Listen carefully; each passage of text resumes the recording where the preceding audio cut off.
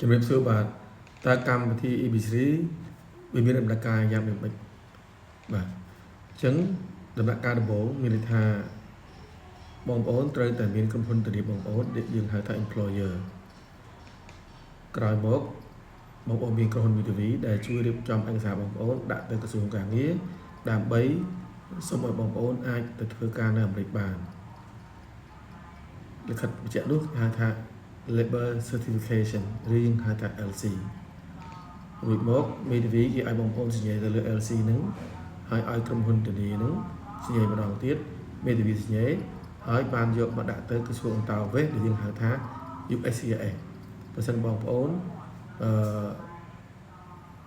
បងសេវាលឿនបងប្អូនអាចឲ្យ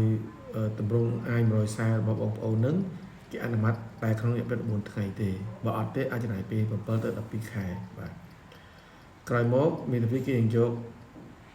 អាយ140ដែលគេអនុម័តហ្នឹងបូកនឹង LC ដែលគេអនុម័តឲ្យនៅក្រសួងការងារហ្នឹងដាក់ទៅមជ្ឈមណ្ឌលវីសាជាតិយើងហៅថា NVC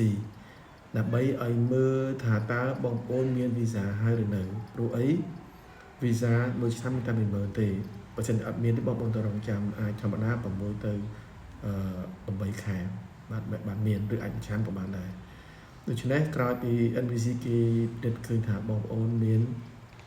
វីសាហើយគេនឹងជម្រាបជូនបងប្អូនថាគេបានផ្ញើឯកសារបងប្អូនទៅស្ថានទូតអាមេរិកហើយដូច្នេះបងប្អូនរងចាំថ្ងៃសម្ភាស